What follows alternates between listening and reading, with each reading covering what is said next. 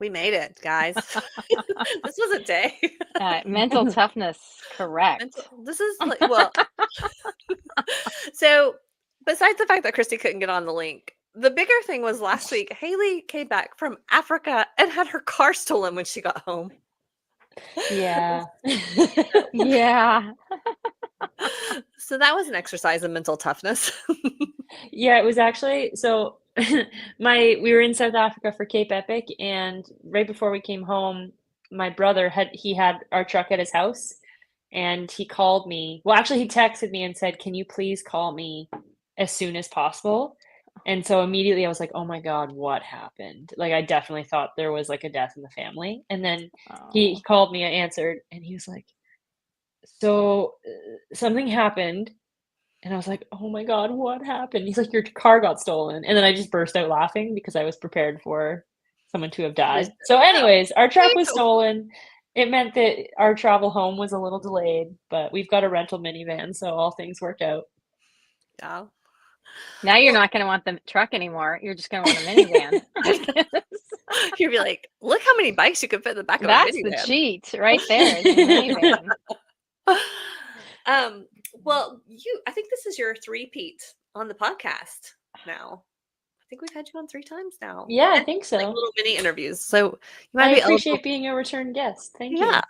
you might be eligible for our robe that we keep saying we're going to get people, and we never do. I literally wear a robe around the house 24/7, so I would appreciate that. There we go.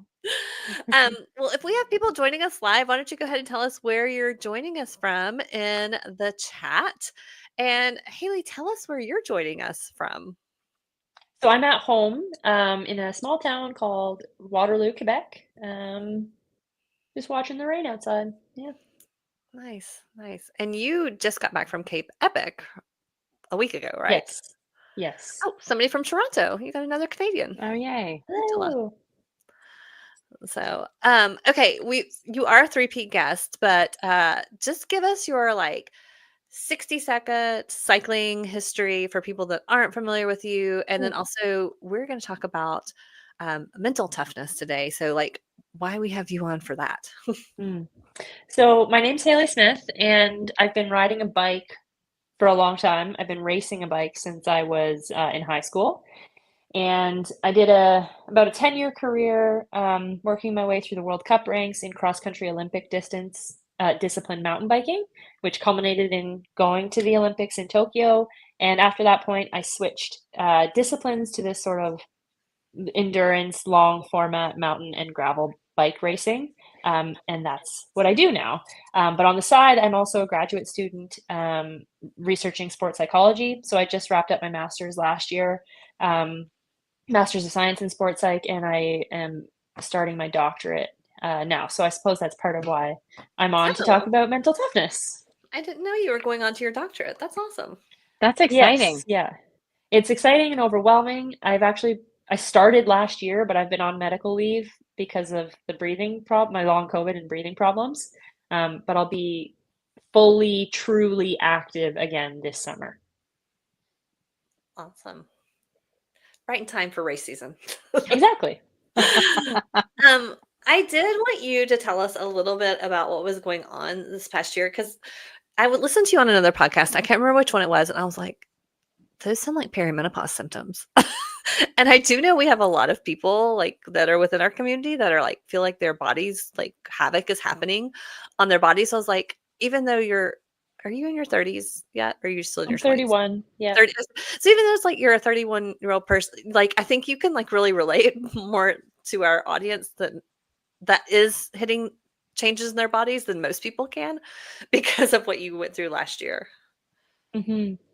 Yeah, it was we still can only speculate that I had long COVID because you can't test for that. But I got sick in March at Mid-South last year.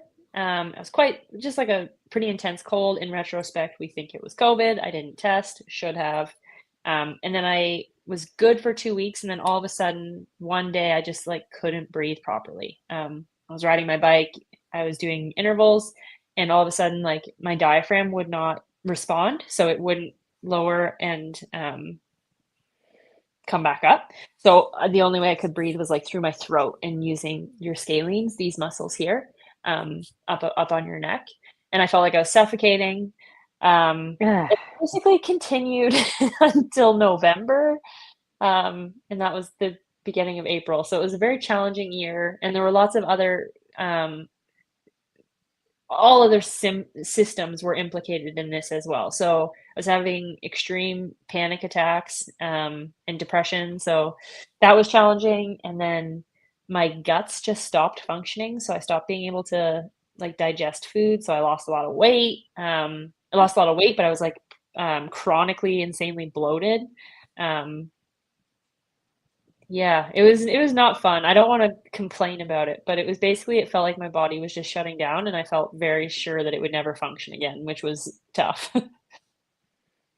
Yeah, that would be really hard. So, and you stayed competitive through that. I mean, Honestly, maybe you didn't think you were competitive, but yeah. well, it was no worse riding than at rest. So, like, I would lay down and feel like and Hmm. not be able to breathe. And it wasn't just all the doctors were like, it's just in your head, you're having anxiety. But the my blood work shows that I was hypoxic, like my system could not get oxygen into it. So there was very much something physical happening, despite the people that try to tell me that I just needed to do some meditation. Um, anyways, I lost my train of thought there. You said that Well, you were still oh, competitive, stayed even though, competitive. yeah, yeah. Yeah, it was no worse at riding than at rest, and so I kept trying to ride, and I was just really limited at any time it went over tempo. So anytime you would hit the ventilatory threshold, um, when like depth and frequency has to increase, like I could increase the frequency, but I couldn't really increase the depth. So once it got to a point where my body was demanding like that level of oxygen, then I would not be able to do it. Like Schwab-again, I DNF because that happened, and then like I basically like collapsed. Like I just could not do the effort because it's a much more intense thing. But Unbound, for example, all I had to do was just do exactly what it felt like at rest. Like it wasn't any harder than just existing. Does that make sense? Hmm. Yeah. Shouldn't have probably kept going because I took 5 weeks off at the end of the season, and what do you know? I got better. But Mm. you don't Well, know that in the moment. yeah. Well, and you almost didn't start Unbound, right? And then you ended up in the sprint finish. Yeah, and that's probably part of why it went well was because I had absolutely 0 expectations. Yeah, I almost didn't start because I had been having so much trouble breathing, and I made the call at like 5 after 5. So like an hour to the start, I made the call that I would get to the first feed zone. And I got to the first feed zone, and I was still with the group, and you don't even really think about it. You just kind of like keep going. So I kept going. Yeah. That's, it does show like exactly what we're going to talk about today is the mental piece of Mm. training and having a plan. And I just thought, as much as and I know you've gone through a lot of hard things over your career. And I also think this is just going to make you even better for the next part of your career and working with people and understanding, not that anybody wants to go through this stuff, right? Oh, But yeah. but compassion makes you a better leader, Mm. and at the end of the day, understanding what it's like to walk in people's shoes. So yeah. So if you're joining us live, we didn't have a lot of questions come in. So you've got plenty of opportunities to ask Haley questions today. But I have a lot of questions because I do think this is one of those things that we often overlook, but it is actually a much bigger factor in our success than we think when it comes to both training and racing. So I just wanted to start off just asking you why the mental aspect of everything is so important. And like maybe even how did you learn that this was so important and decide you wanted to make this your life's work?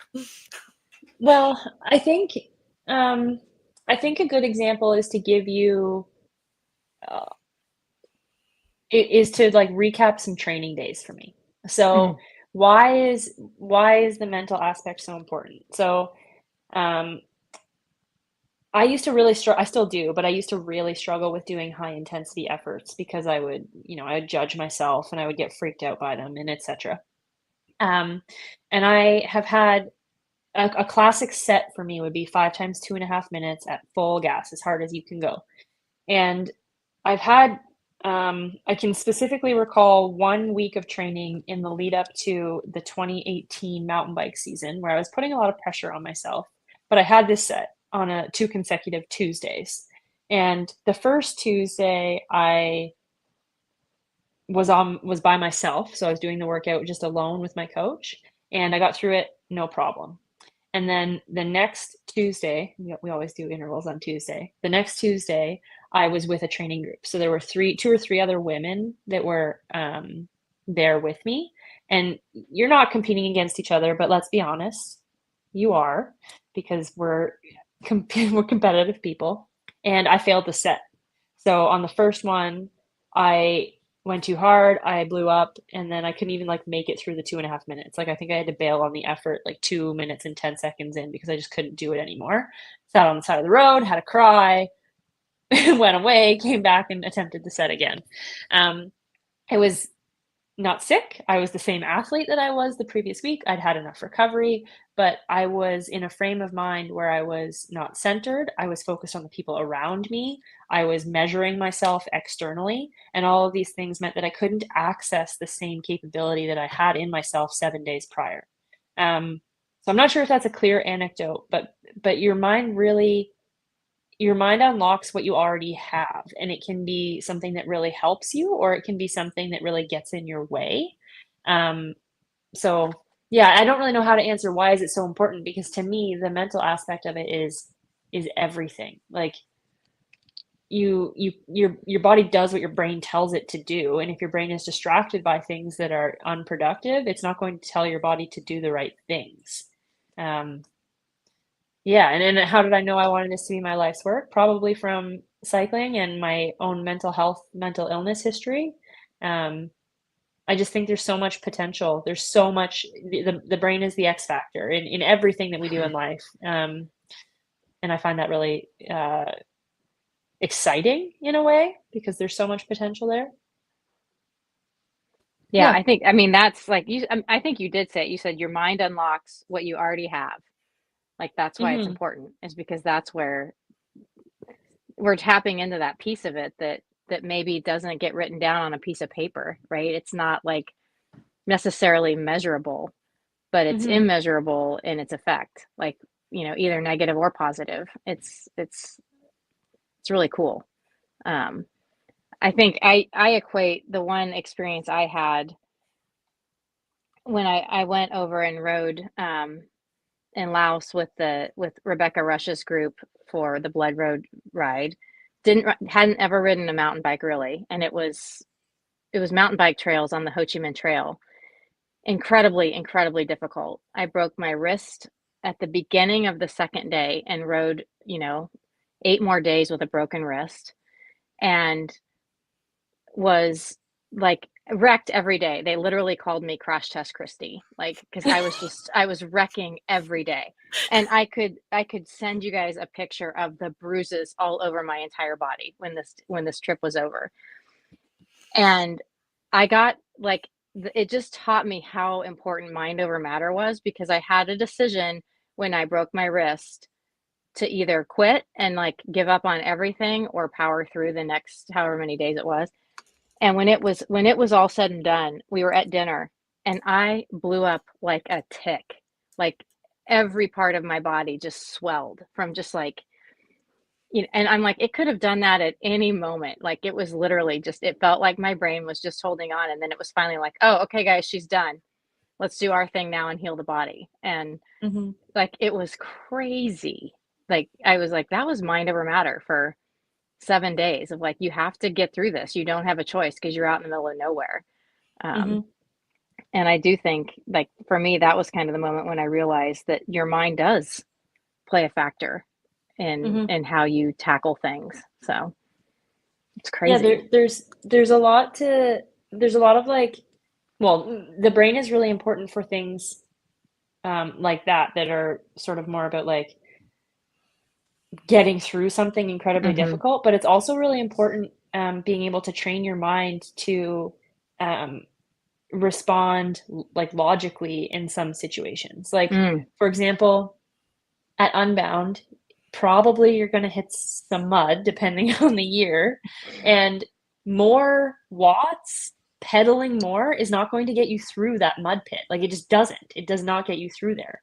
But having a mindset that allows you to ask yourself the question, okay, how do I successfully get through this? And being able to take that mental space, which is a skill that you can practice, that's how you actually get through it. But if your brain is overly emotional or just not grounded, then you're probably going to do something dumb, like try to pedal through it really hard and then rip your derailleur off. Or like I've done one time, scream the F word at the sky at Unbound. And neither of those things help you get through it. Anyways, yeah. There is a new study though about cursing and working out, and that actually benefits you. So I'll have to. I do believe that. Like, it was extremely cathartic, like 300 kilometers in, to just like yell at the world. Yeah. But Anyway, it was done I with got passed while I was yelling at the world. So it was I went from 5th to 6th and didn't know. Well, I think like it also, it's really important with your training. It's not just about race day. It's like super important with your training. You know, I put this on Instagram a few weeks ago, but there was a day where I also do intervals on Tuesdays, and I just felt terrible that day. And I was like in my mind, and I know better than to do this, but I was like, I'm just not in shape. Like, you know, like none of this training I've done all winter like matters, blah, blah, blah, blah, blah. Well, I started my period the next day, and I'm in perimenopause, so it's all over the place. So it's really hard to track. And, you know, like I knew better than that. I knew better like to approach it more logically and with some more self-compassion, and to go, this is just a day. But of course, sometimes we just go down that track of like beating ourselves up, and it doesn't help us in any way, you know. And I wanted to ask you a little bit about that. There's so much of that no pain, no gain mentality and mindset. And I just think I've heard self-compassion is actually the best way to be able to approach ourselves, to expand our mindset and to be successful. So I wanted you to talk a little bit about that. Yeah, it's hard to get people to buy into the concept of self-compassion, because especially athletes, they hear it and they think it's just you being soft, or like giving yourself an out, or you know, whatever. And especially people who want to tackle Unbound, they're people who, you know, typically value toughness. Like that's something that they're drawn to. That's why they're drawn to this race. But it's not you know, no pain, no gain, no muscle through it, like that kind of stuff. It is not an effective approach to sustainable training. It doesn't, empirically, it doesn't work. You either will burn out, you'll get sick. Like it does not work. And self-compassion is more, I kind of like to think about it. For me, I have to conceptualize it not so much as compassion, but as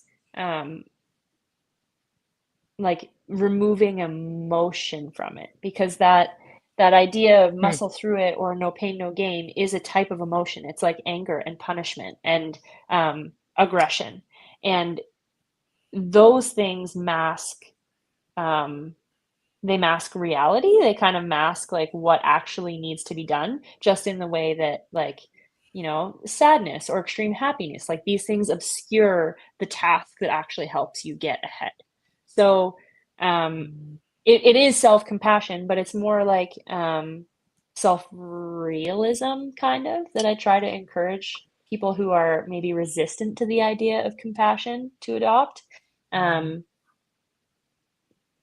Yeah, I don't know. I think I'd be maybe better answer to this question, or better able to answer this question with specific scenarios with athletes, I think, or like, yeah, hypotheticals. But it's not like being nice to yourself, it's being real with yourself, because being mean to yourself also isn't being real. It's not helpful, and it's not accurate. Like it's not an accurate narrative.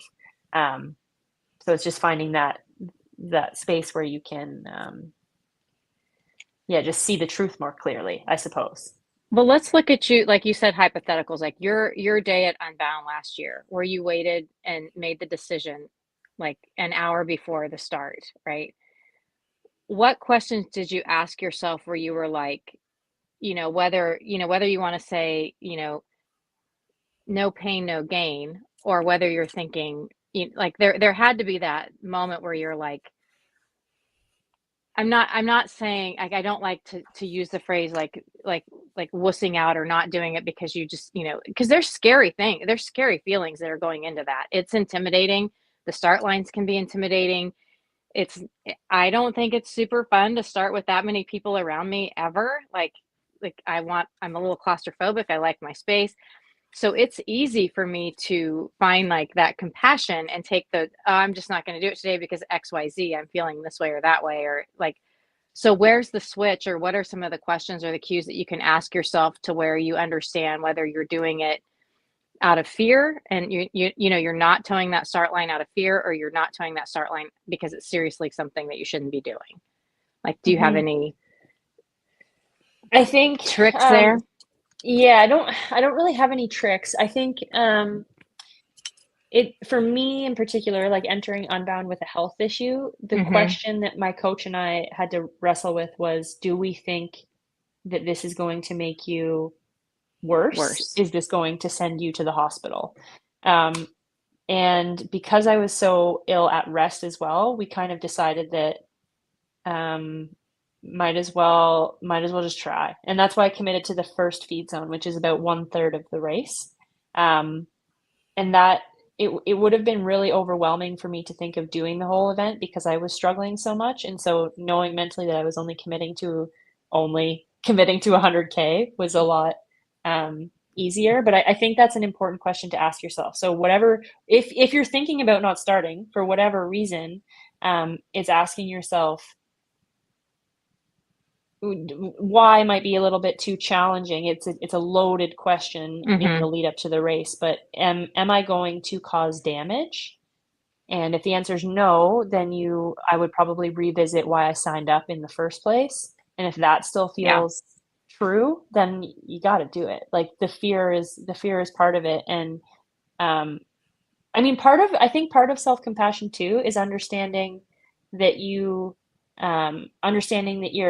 unique and lovely, but everybody is also the same. And so like you line up on the start line, and I guarantee you the person to your left and your right is also scared shitless. Like it's we all communal. are. The pros are too. Yeah, like I'm standing on the start line, like wondering if I'm ever wondering what the heck's going to happen, if I'm going to make it, like let alone try to get a result. Like everyone is terrified. So I think for me, that's also like an aspect of practicing self-compassion is just, it's not really putting yourself in other shoes. It's more like understanding that you're probably all wearing very similar shoes. And that's a strength. Yeah. It is funny. Like Christy, you probably see this too, like, especially because we've been at the start line, even the last few years, more so being able to see the women just line up. And like, it is crazy up there. Most people don't see this, but there are cameras in your faces. There's like things flat, like it's pretty crazy. And you also see like how people handle stress. Cause some people are like deadpan, super quiet. You're like, do not talk to that person. Other people, like Lauren DiCrescenzo last year was just like talking. I went live and she's like, "Da-da-da-da-da."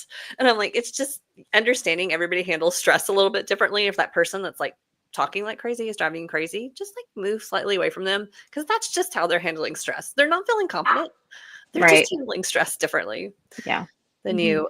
We did have a question related to this. She said, general pre-race nerves, how do you not let them overwhelm you? And how do you even maybe see them as positive? Yeah, this is, I get these really bad. I have my whole career. I used to not be able to sleep at all the night before a race, which is also really common. So if you can't sleep the night before Unbound, don't worry about it. Everybody else is getting up at 3 anyway, so it's not like they're sleeping much either. But I think, so one aspect is definitely that recognizing that if you're nervous, it's because you care about it. And while this is not comforting in the moment, acknowledging that having the privilege to do this, the privilege to do something that you're scared of and that you care about is really cool. But again, that's not something that comforts you in the moment. And so I lean on routine. So before before a race, I've done this, like hundreds of times now with the number of race starts I've done.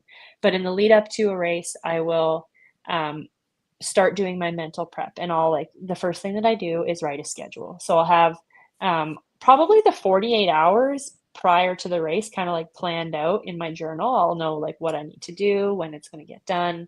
And I definitely leave some things to the lead up to the race. So I know that an hour and 30 minutes before the start, that's when I'm pinning my number. And I give myself these tasks that keep me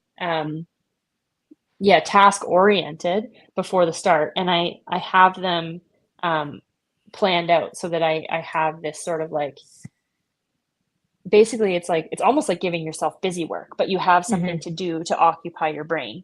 And then before you know it, you're in the start corral because you've worked through all your to-do lists. And at some point you do just have to face them. Like there's nothing, you'll end up, whatever it is, 10, 15, 5 minutes before the gun goes, you'll be there and it will just be you and your thoughts, and you will have to address your nerves. But you can use this task orientation to get yourself to that point. At some point you do have to face them, but there are also things you can do. Like one of the things I do in my mental prep, in my writing out for in my journal for the pre-race, for my pre-race prep, is I write out mantras and goals. So I'll have 2 different types of goals: process and outcome, and then I'll have mantras. And these are things, each of those is sort of a one-liner. So 3 process goals, 3 outcome goals, 3 mantras, and they're very simple, short and sweet. And I repeat those to myself in the start corral. So if I'm quiet, that's what I'm doing. Or if I'm quiet but talking to myself, that's what I'm doing. That's a big tactic of mine. And then, if you're more of an outward person, leaning on the social environment around you. So I have some people that are safe people that I'll see in the start line. Like often it's Sophia for me. Like we've known each other for a long time. We'll talk a little bit on the start line, and it's just a safe social place to connect kind of before the race. And we don't explicitly say it, but it reminds you that she's also scared and we're also about to do the same scary thing. So that kind of helps with nerves too. Yeah. It is cool when you think about, especially from the perspective of, gravel and the spirit of gravel, being so community centered. Like that's really one of the things that I think you can kind of tap into, is the fact that everybody's there to have that adventure alongside of you. Like they're cheering for you too. So, even though they may be a competitor, their thoughts and their thoughts at that moment, I'm sure, are on their fears, but they're out there to like share the love and like get through the race and like all of those things together. And I think that's one of the coolest things, is like you may feel very solo or alone when you're starting and in your own thoughts, but the truth is like the people all around you are there for you. They're ready to cheer you on and see you get through it. So it's pretty cool. Sarah asked if you could please give some examples of your goals and mantras. And I do see questions coming in. I'm just going a little out of order as it makes sense in the conversation, but we'll get to all of them. I have them starred. Yeah. I wish that I had my notebook up here and I would just read them to you. But it's different depending on the race and what the demands of the race are.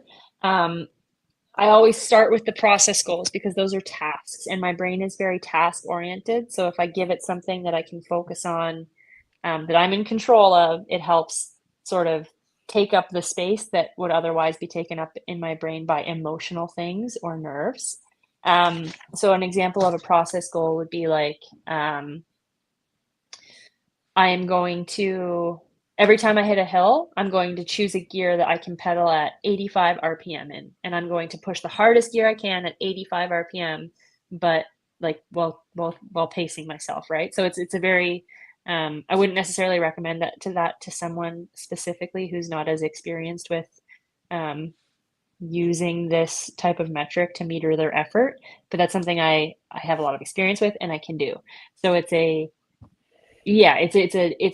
physical execution goal, a physical process execution goal that will get me closer to the finish line. And I'll usually make 3 of those. And then I'll set my outcome goals, but they're pushed off even in space in my notebook. They're set to a different place. So the notebook will have the schedule and the to-do list, the process goals, like right front and center, and they're in bigger font. And then my outcome goals are off to the side because it's important to acknowledge them, but they are also major distractions. So I almost set those out on the paper so that I can like set and forget them. Know that they're there, acknowledge that that's what I want to achieve, but they're not how I get there. So an outcome goal might be win, but you know, it's not how I'm going to do that. Or it's not really that helpful. It's just more sort of a source of inspiration. So I'll have a few outcome goals. They're not all about the result. Like one of the outcome goals is probably arrive at the finish line feeling totally empty. Like that's an outcome goal. Like and you are sort of in control of that, but also not necessarily. Anyways, so that would be outcome goals. Process goals are more focused on the actual technical things that get you to your destination. And in this case, it's the finish line in Emporia. And then mantras would be, they're very specific depending on the headspace I'm at, where I feel my fitness is at, what the demands of the race are. But and they're kind of probably embarrassing. Like one of the ones for Cape Epic was it's very simple, but it's just you can do this. You can do this. And I tell it to myself in that sort of third person. So I had to return to that a lot of times in the first couple of days at Cape Epic when I was really struggling in the heat and in the wind. It's just I just repeat that to myself. You can do it. You can do it. You can get through this. You can do this. And it just works for me. But if you do a quick Google search, you might be able to find other athletes' mantras, and they're just so specific. They're so specific to how you work and what your psychology needs. Yeah.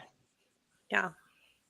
Yeah. Like Sarah, last year I did this 200-mile ride from Seattle to Portland, and which is a long way. And I was like, it's 200 miles. It was over 2 days, but I was like, I just need something. So my goal was every 15 minutes. Like my process goal was just to take a sip every 15 minutes to make sure I was getting hydration in. So it can be something as simple as that too. Like, STP. And then I did another race where I was undertrained, but I had been doing a lot of lifting. And so I just like, I am strong. I am strong. My legs are strong was the whole time. I was just like, this is true. My legs are strong. This does hurt, but my legs are strong, you know? Mm-hmm. So like you were saying, it's very specific to like you. Mm-hmm. Okay, this kind of pertains to this too. So Dr. Gay Chu was saying, I think my brain shuts off and I can only think about watts and not getting dropped, not much else. I think my brain is literally dehydrated. Is this just more like, is this just like some people's brains turn off, Haley, or is it like just more training your brain? Well, I'm confused if this is a good or a bad thing. It might be a good thing. It might, I don't know. Can you give me more context? Like, I don't know if that person is still in Yeah, the if you're chat. still If they're here, still give us a here. little more context and we'll. Like, is this a good thing, or are you upset that this happens? Yeah, well, I think like if you're just thinking about watts or getting dropped, maybe it can be negative sometimes because you're like maybe feeling like you're nervous or you're scared or you're like in the negative headspace the whole time. I think in that case, like you need to, our physical training is only, you can train your brain just like you can train your legs. So it's like studying for a test almost. Like that's what my pre-race, I just found a photo of it. You're probably not going to be able to see this, but like, so these are like, this is what my journal looks like before a race. Oh my gosh. So it's multiple pages of that, and it will have like my goals, my to-do list, and this is me studying. Like I'm studying and mentally preparing so that, you know, when I hit that moment before, I don't know, before like the first technical rock section at Unbound, I have trained, I have taught my brain what my response is going to be. I've studied. I know what to do. I know what thoughts to have. I know what to tell my brain to do. Yeah, so I think if you're worried about it, if you feel like you're losing out on potential because you're you're not being mindful or aware, these are things that you can practice and train. And it's as simple as, like, let's say you have 1 or 2 key workouts a week where you do your interval session. It doesn't have to be like pages of notes like I do. I only do that for peak races. But for these interval workouts, just give yourself one like process goal that's a tether to the moment, and one mantra. And then when you find yourself like getting lost, or like your brain is shutting off, revisit these. And we have little, like, you can use your cycling computer to set a reminder for you. So, like, I don't know, every 20 minutes or whatever, it can flash at you and tell you your mantra or something like that. And it will, those external cues can help you stay focused and task oriented and present in the moment. This is a little bit related to that. Race days comes with excitement that makes challenges fun and bearable, but how do you motivate yourself through all the training, especially as it gets harder closer to race day? This is a tricky one because I think often motivation follows energy levels. So if you're repeatedly struggling with motivation, I would ask yourself, are you tired? And if you're tired, that's probably, or if you're repeatedly struggling with motivation and you might be a little bit physically tired, it's probably a sign that you need to adjust your physical training. And usually the motivation will come back. Like, it's for me, it's the canary in the coal mine that I am overdoing it, is if my motivation lags. But there's lots of things you can do. You can, in the lead up to Unbound, we often do we'll do like one overnight ride where we do a point to point to somewhere in cottage country, stay for a night, come back. You can make yourself like really tasty ride food that you like have while you're out there on the bike. You can ride with new people. I have made it a mission of mine to ride every single gravel road where I live, which is a lot of them here. The heat map is insane. But I'm trying to make my personal heat map cover every single inch of gravel in the area where I live. So those little challenges keep you motivated. And then I think it's important to also just like have a very strong understanding of why you're doing it. I don't think you need to revisit your why every single day. If you do, again, that's probably a sign that you're either tired or barking up the wrong challenge tree for you. But you might have to revisit your why, your purpose for doing this race a few times in the lead up, for sure. And that'll help you, I don't know, give you purpose to get through the workouts that you don't want to do. Also understanding that nobody wants to do intervals. Like, I've never met an athlete who, like, every single interval workout they want to do. No. Like, most people that I race with, they don't want to ride over 5 hours. Like, I do. I'm a weirdo, but like most people, I think just understanding, for me at least, understanding that it's very normal to not want to do all the work. Like, you would be a bit of a freak if like you wanted to do all the hard work all the time, every single day. So you just like cut yourself some slack. I don't mean don't do the work, but cut yourself some emotional slack that you feel that way. You don't need to feel bad or pressure that you're having those feelings, because that's incredibly normal. Yeah. That's where I do the habit stacking that I love. Like, I have a book or something that I listen to, but the only time I'll let myself listen to it is when I'm on one of those training rides, and it can serve as a motivation for being like, oh, sweet. I don't really want to go ride, but I get to listen to my book. So, it helps me kind of get out the door. Yeah, for sure. Okay, I wanted to ask you also, Haley, this hasn't come in specifically as a question, but I know that this happens every year. So something doesn't go the way we thought that maybe it should go, right? Like, we're not feeling well. There's rain. I know I talked to a friend and she was like, I'm not setting any goals because my friend set a goal. And then when she hit the mud and she wasn't reaching the goal, it just like, it was a total letdown for her day. So, you talked about having your outcome goals. You can't really control those, but like, how do you, like, you show up Unbound and you're like, oh crap, it's going to be really hot this week and I don't do well in the heat, or it's going to rain, or, you're at Mid-South and suddenly everything's on fire, like, um, what are some strategies for dealing with those things? Mhm. I think, I think it's really important to set a few different goals and set, the right kind of goals. And, um, it's important to make sure that they're meaningful for you. So, like I said, I will set a performance outcome goal. Like, I would like to come top 3. Let's say that that's my goal for Unbound. But it might happen that, like, very early on, that is no longer a possibility. Like, it's very common for that to happen. Um, or let's say, like, my time goal was 12 hours, but by hour 4, I can tell that, you know what, it's gonna be 14. You have to have something else that you can, um a different task, a different tether to get you through it.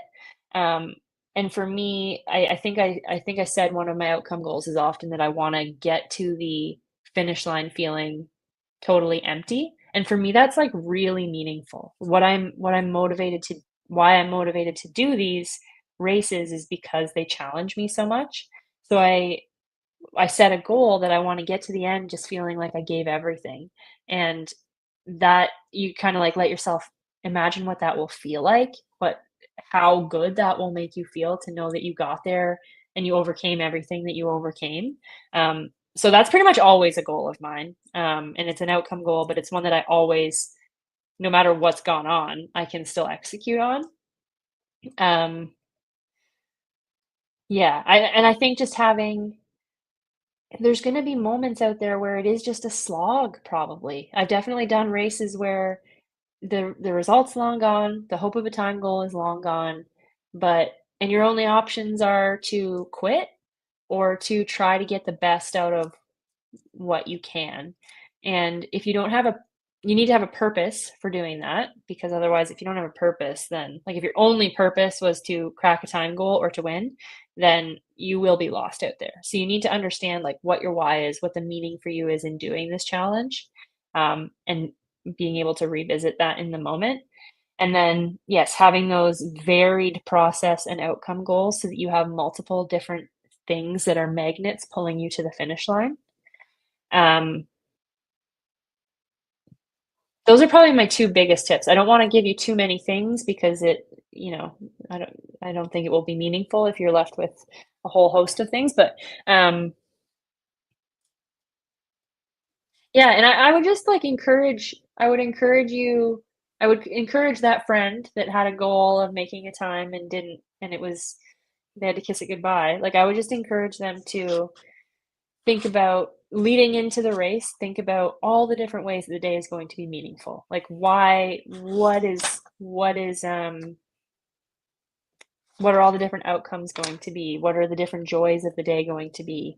And that's something that I do in my race prep. I was just trying to pull up that photo again, but um, it's one of the little sections, one of the little subheadings is what do I want to get out of the day and how do I want to arrive at the finish line feeling? And when I know those 2 things, if they're set properly, then you kind of anything you'll do anything to get there. You'll get there. Yeah. Yeah, speaking of the finish line, I think there's an interesting relationship between like we're always like, I could have done these 10 things. That's how they get us, right? That's how we sign up for the next thing. Is you're like, well, now I know what I could have done better. And I remember last year I was listening to Meredith Root talk about her race, and she was like, I rocked it. I'm so proud of myself. Like I executed all my plans, like, and I was like, God, there's something really attractive about that. And we don't say that to ourselves enough. Like we aren't proud of ourselves enough. We like immediately think of all the things we did wrong instead of being like, I just rode my bike 100 miles or 200 miles or 50 miles or whatever it is and showed up and rocked it. And I'm sure that's hard for you as an elite athlete. Like you're probably always like, man, there's things I could have done better. But are you able to celebrate when you get to a finish line too? That's an important it's actually a really important piece of the mental performance puzzle is knowing how to celebrate and how to find victories. So we would always do um we always do like a debrief after a race. So we'll go through and we'll analyze the file and analyze what happened and look at all the things I did wrong. But we try to make sure the last thing we leave with is what actually went well, because to motivation relies very heavily on positivity. Um, Negatively sourced motivation is fragile and has a timeline. You can only really do that to yourself so many times before it's no longer motivates you. It just depresses you. So in our debrief, yeah, for sure, but it has to be conscious. Like I am not very good at celebrating the victories or the little victories and things, and so I think it's really a really important piece for me is having an external person that can help talk those through with you. So whether it's a friend that you signed up for the race for, or your coach, or your partner, or like your kids. I've talked to a lot of athletes that have kids, and their kids are actually what help them celebrate their little wins because they have just a more pure view of what we're doing. Anyways, so yes, celebrating at a finish line is super important and something I'm still working on, but it's anytime you take on a challenge, it's worthy of being celebrated, whether it goes well or not. Like most people don't do that. They don't make themselves vulnerable that way. Um, and that's just like it's a really cool thing when you see people do this and put themselves in that position, and that should be celebrated. Might be our finish line interviews this year, Christy. What are you celebrating about your day today? I love that Yeah, idea. Let's talk about that's a great what are the thing. things that went really well for you today. I don't want to hear about the rest. That'd be fun. Yeah. Haley, are there any other things that you think are really important for people to take into account, whether it's during training or racing? Like we're a couple of months out from Unbound, Mm, practicing these things, whatever you mm. think. I feel like we've covered a lot. Mm-hmm. Yeah, I think we'll start with the basics. So make sure you've tested your equipment, know how it's going to feel. Try not to be tinkering with your setup or your fit in the days and the week leading in. Take care of those basics first. Know what bags you're going to use. Know what bottles you're going to use. Make sure you have enough of them. Those things all just alleviate stress in the week leading in if you've got all that sorted. Um, the next thing I would do is really familiarize yourself with the challenge that you're about to do. So whatever distance you do at Unbound, review the route, review the weather, review the historical weather, kind of prepare yourself prepare yourself mentally for what you could encounter out there, just so that you're not overwhelmed if you have a thunderstorm and you have to take shelter, like that could happen. So yes, prepare yourself for the challenge. And then in further to that, I would say try to envision how hard it's going to be and then envision it being a little bit harder. So that's just a way to prepare yourself so that your expectations are not out of alignment with reality. Because if you encounter challenges out there that are more difficult than you anticipated, that's when it becomes very difficult mentally and emotionally. But if you're prepared to hit a cow and break your bike, like if you're prepared for all like the hardest thing you could think of, then you'll encounter it and you'll be like, yeah, I got this. I mentally rehearsed this. And it's just it's just a little bit easier to handle that way. So yeah, prepare your equipment, prepare and familiarize yourself with the demands of the challenge. And I would say just try to enjoy the training. What you said, we're 2 months, a little over, yeah, 2 It's months 2 months out. away. Yeah. Yeah, that's alarming. It is alarming. Believe me. I immediately get anxiety when we say that. Yeah, like enjoy it. As someone who's been to the Olympics, what I can tell you is that you're gonna get there and it's just a bike race. It's just a bike event, It's just a bike but race. which is cool and it's something that you're working towards. But the much cooler thing about it is this period of time that you get to invest in yourself to prepare yourself for this challenge. And it's not always going to be enjoyable. There's going to be some crap days and it's going to be really hard, the preparation, but it's also fun and it's also really fulfilling. And if you can kind of bank those moments of appreciation, joy, happiness, smaller emotions, smaller positive emotions than that. I think you'll get to the race feeling encouraged and refreshed as opposed to feeling dreadful and full of pressure. Yeah. Those are great. Very good.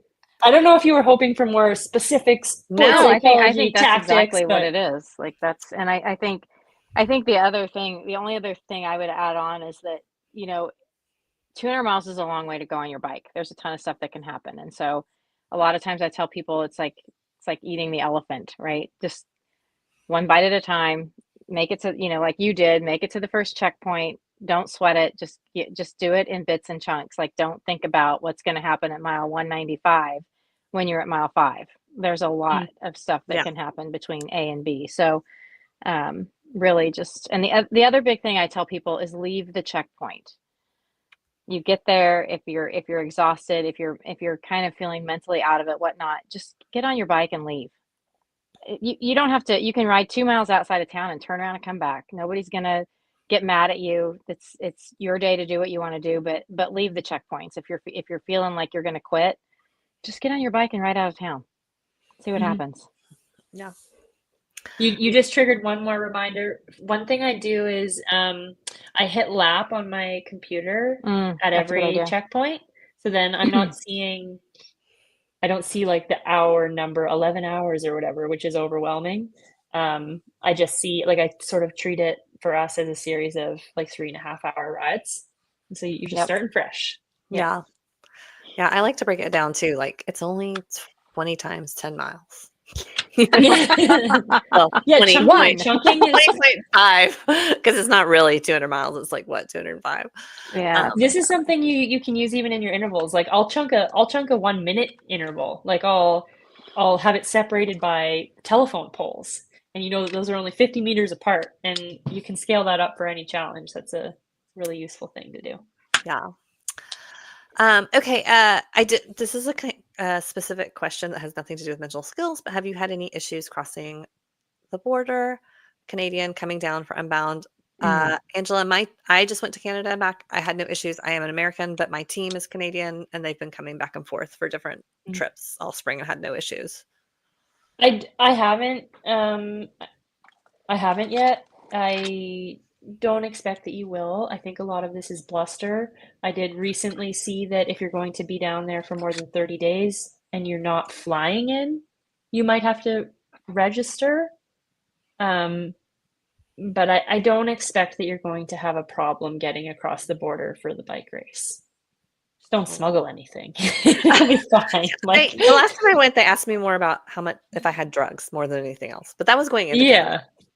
I was like, oh, I've never gotten asked this much for the sea crossing before because I go to Victoria quite a lot.